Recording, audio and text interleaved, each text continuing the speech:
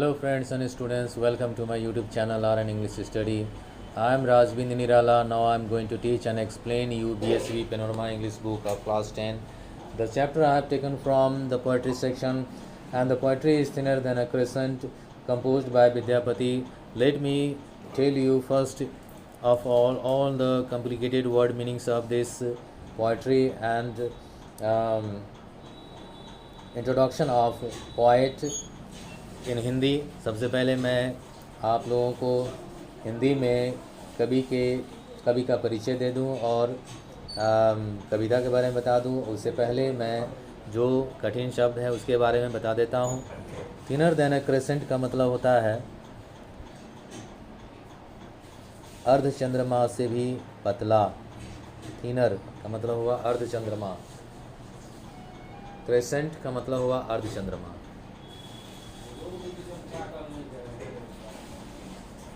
Eastern side का मतलब हुआ पूर्वी हिस्सा, नॉर्थ बिहार, उत्तरी बिहार। डेपिक्टिंग का मतलब हो गया चित्रण करना। पैंग्स ऑफ सेपरेशन का मतलब हो गया अलग होने का दर्द। वेल नॉन विख्यात हो गया।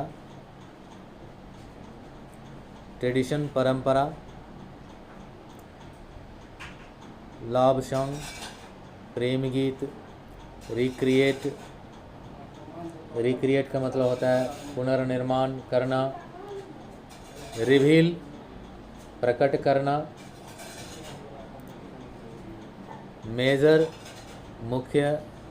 लव फिगर मतलब हुआ प्रणय पत्र या प्रणय पात्र। इंडियन मैथोलॉजी भारतीय मिथक। लिटरेचर साहित्य। सेलिब्रेट्स उत्सव मनाना। कंपैरेटिवली अपेक्षाकृत या तुलनात्मक ढंग से। लिटिल अटेंशन कम महत्व देना, कम ध्यान देना।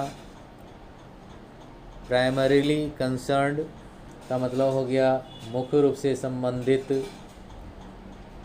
इंटेंस तीव्र या इंटेंस पैशन का मतलब होता है तीव्र लालसा।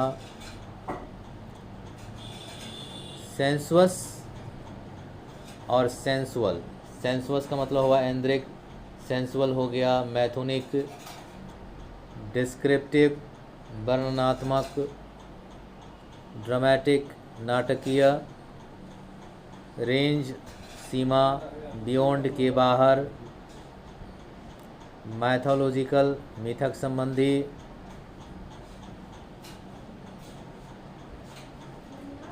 डिजायर इच्छाएं।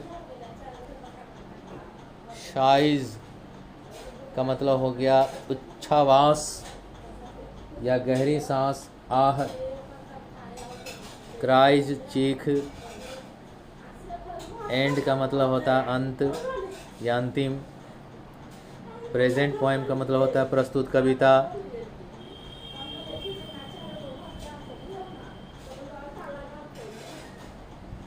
कंसिक्वेंटली का मतलब हो गया फलस्वरूप। कंडीशन स्थिति। एनोनिमस का मतलब हो गया अनामिका या बेनाम। अब सबका अर्थ समझ लीजिए एक बार, मैं पढ़ के बता देता हूँ। Born in the village of Bisfi in Madhubani on the eastern side of north Bihar. Vidyapati का जन्म हुआ था मधुबनी जिले के बिस्पी प्रखंड में। उत्तरी बिहार में मधुबनी जिला है और बिस्पी नामक गांव है, वो प्रखंड भी है, वहाँ पर हुआ था। Vidyapati is well known for depicting the pangs of separation. अब यहाँ क्या करा है, Vidyapati is well known for depicting the pains of separation in the well-known tradition of Jayadeva. Vidyapati Jaydev की प्रसिद्ध परंपरा में अलगाव की पीड़ा को चित्रित करने के लिए जाने जाते हैं। His love songs recreate and reveal the world of Radha and Krishna।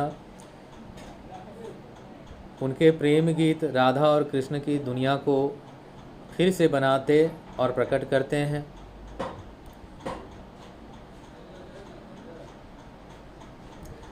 The major love figure of Indian mythology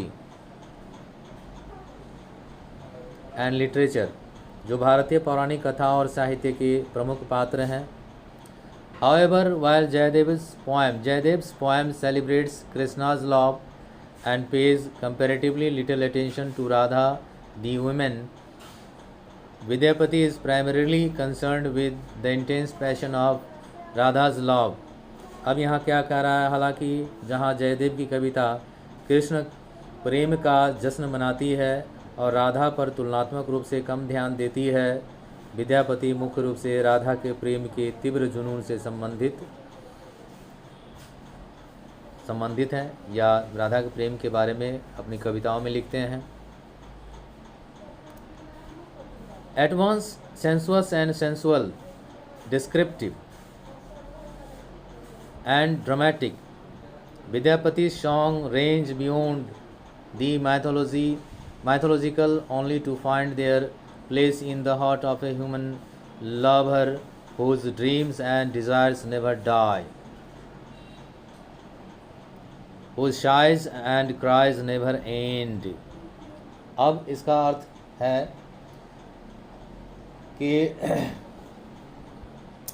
Vidyapati के गान जो युगपत रूप से ऐन्द्रिक और मैथुनिक तथा वर्णनात्मक और विलक्षण हैं, पौराणिक सीमाओं को लांघकर प्रणयी मानव के अंतरतम में अपना स्थान बना लेते हैं, जिसके स्वप्न और मनोरथ कभी मरते नहीं, जिसके उच्छ्वास और क्रंदन कभी थमते नहीं.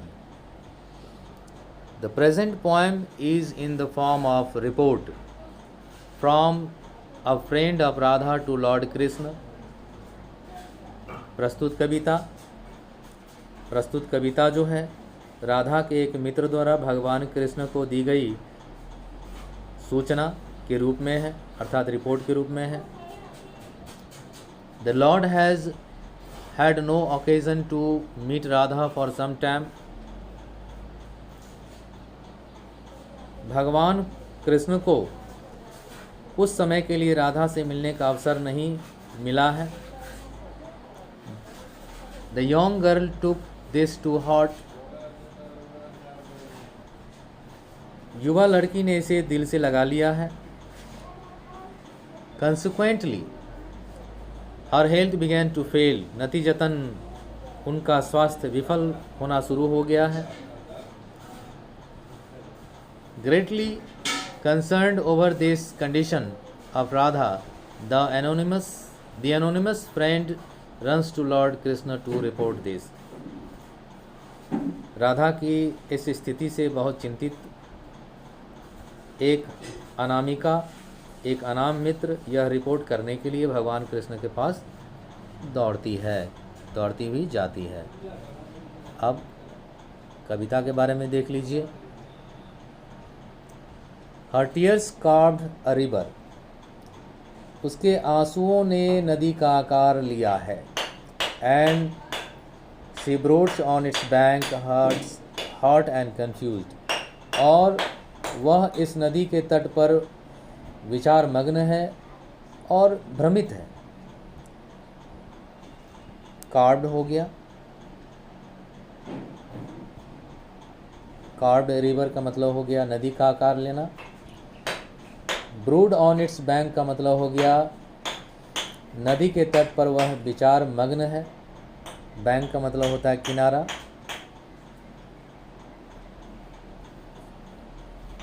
नदी के तट पर वह विचार मग्न है. हॉट एंड कंफ्यूज्ड, इसका अर्थ हो गया दुखी है, हॉट है, कंफ्यूज्ड भ्रमित है, व्याकुल है. इसका अर्थ यह हुआ, समझ लीजिए कि वो जो एनोनिमस फ्रेंड दौड़ी भगवान कृष्ण के पास जाती है और जा कर के उन्हें राधा के बारे में सूचना देती है कि राधा जो है लगातार आपकी याद में आंसू बहा रही है.